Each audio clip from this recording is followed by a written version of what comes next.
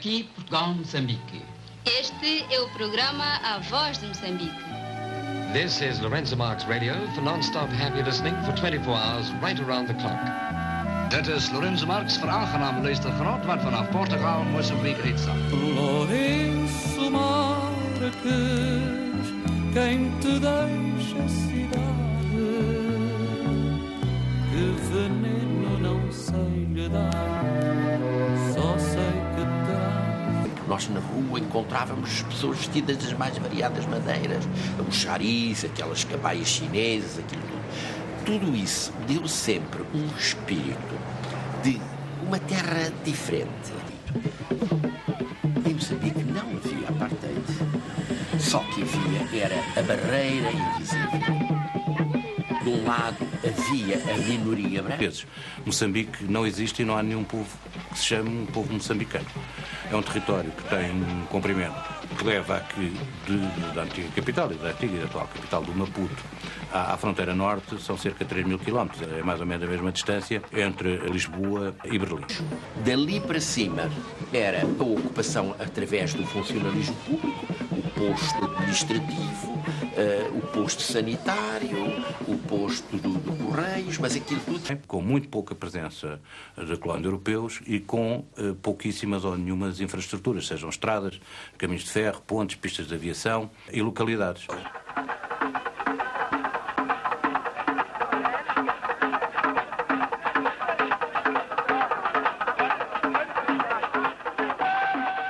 Causa da guerra ter começado no norte, pagar a água, que para povos africanos é um bem natural, que ninguém deveria pagar, e por outro lado, pelo facto de, nos anos 60, no final dos anos 50, se terem instituído uma monocultura de algodão no norte de Moçambique, o que obrigou os macondes a terem que cultivar algodão, a constituir cooperativas, acrescendo ainda que o algodão que era produzido por Maconde era extremamente mal pago e eles eram muitas vezes ludibriados, quer nos preços, quer depois nos pesos. Havia a Palma, onde estava a Undinama, a Coremo, a Manu, sob a égide do Dr. Eduardo Mondlane, que era um professor nascido em Moçambique, mas que trabalhava nas Nações Unidas em Nova Iorque. É, digamos então, com o beneplácito e o esforço do regime e que se traduzia quer os militares, quer as autoridades, as colónias portuguesas, onde a guerra se inicia. Ela inicia-se em 1964, no norte de Moçambique, em Moeda.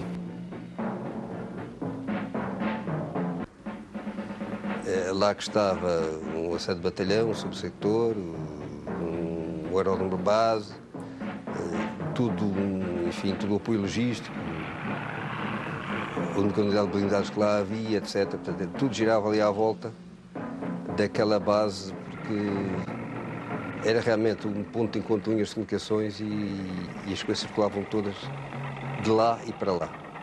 Não é de altar da guerra, que nós chamávamos de altar da guerra, porque houve uma altura que não havia saída nenhuma que não tivéssemos ou mortos ou feridos. Ou havia de ser as emboscadas, ou havia de ser as minas, era um perigo também, e era um sentinela barato que o inimigo tinha. E digamos que há uma fase inicial de ocupação do terreno expedita, colocar forças no norte o mais rapidamente possível. Mas quando nós lá chegámos, a gente, portanto, o que é que a gente sabia de guerra? Não sabíamos absolutamente nada. Ao fim de um ano é que nós começámos a...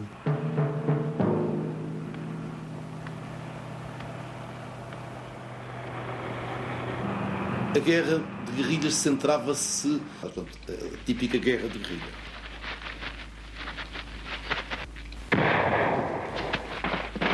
Território, mas quem se movimentava à vontade nesse território era a guerrilha. Nós não sabíamos onde é que os guerrilheiros estavam, eles é que sabiam onde nós estávamos e, portanto, combatia-se por reação e de uma forma relativamente descoordenada. Isso tudo, não é? Um silêncio naquela curva é nesta, até que se eu o primeiro tiro e aí, tens de te esquecer do momento, tens que fazer qualquer coisa, tens que reagir, tens que saltar da viatura, tens que ir para o chão, tens que começar a dar tiros. O combate em si não se dá quase por ele, acho eu. O combate pode durar uns minutos, mas aquilo é uma fração, é uma coisa, é rapidíssimo. É rapidíssimo. Não tenho, pelo menos comigo, e entrei diversas vezes em combate, pá, foi sempre essa sensação que aquilo passou num instante. Depois, quando terminou, realmente...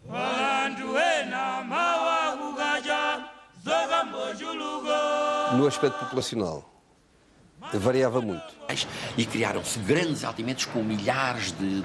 É verdade que essa gente ficava bem instalada, é verdade que tinham os... O que é que eram autênticos campos de concentração em ponto grande, onde essa gente era metida e se criou um sentimento de revolta. Ou seja, tu estás a tratar uma mulher de um combatente, mas não sabes se ela é mulher de um combatente, e ela aceita de bom grado a ração de combate que tu lhe dás. Agora... Passavam por nós, bom dia, e à noite, se fosse preciso, estávamos a fazer uma pescada ou pôr minas na picada. Era complicado trabalhar naquela zona, com muita população. E depois o que se apanhava no mato era tudo. Toda a gente era terrorista, e não era terrorista, era guerrilheiro. E aí é a grande diferença entre o terrorista e o guerrilheiro. Digamos, esta simplificação levou a que se fossem cometidos muitos erros. E quando se trata um guerrilheiro como terrorista, e supõe um guerrilheiro aquele que alguém tem o apoio da população, certas medidas tomadas, no aspecto repressivo, digamos assim, são perfeitamente contraproducentes.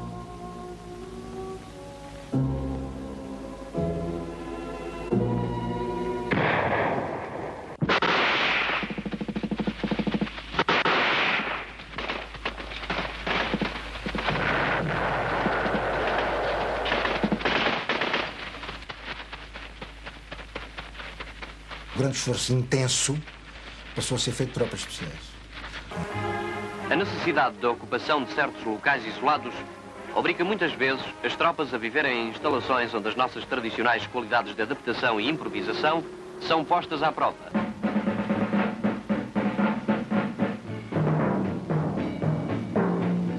Digamos que essa é a segunda fase, é uma fase de organização, é a fase em que o quartel-general das Forças Portuguesas vem para Nampula. Essa fase que se desenvolve... A guerra, em geral, era mal conhecida em Portugal. A guerra, até porque a informação era absolutamente censurada, era preciso dá-las uma a uma, nem os órgãos de informação, os jornais aqui, etc.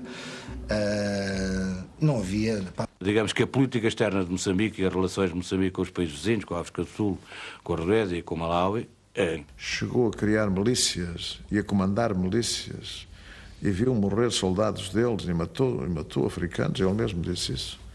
E nesta fase, podemos dividi-la com a entrada do general Cousa da Riaga, que não se traduz numa mudança de dispositivo, isto é, as grandes divisões territoriais portuguesas mantêm-se. Aquilo que o general Cousa da Riaga introduz na guerra em Moçambique é a concentração de tropas para fazer grandes operações sobre objetivos pré-determinados. Com a falta de efetivos, não é, do continente de Portugal, não é, do exército colonial, começou-se a africanizar a guerra, não é? Os GEPs, GEPs... Os GEs foram criados pelo general Cousa da Riaga, o coronel Costa Campos, paraquedista. Com uma formação muito boa, com uma logística muito leve, que só podia existir dentro de tropas naturais. Quem comandava aquelas tropas era o comandante-chefe de Moçambique, e quem as pagava era o governador. O general Cousa da Riaga introduz a guerra americana em Moçambique, retirando forças de outros locais que ele considerava menos prioritários para os empregar sob forma concentrada, sob dados objetivos ou zonas muito limitadas. Já se notava aquele aparato todo dos militares, não é? Haviam várias companhias, quer a engenharia, que abriam as estradas nas picadas até as bases, não é? Próximo das bases. Fez-me confusão porque nunca tinha visto tantos militares, não é?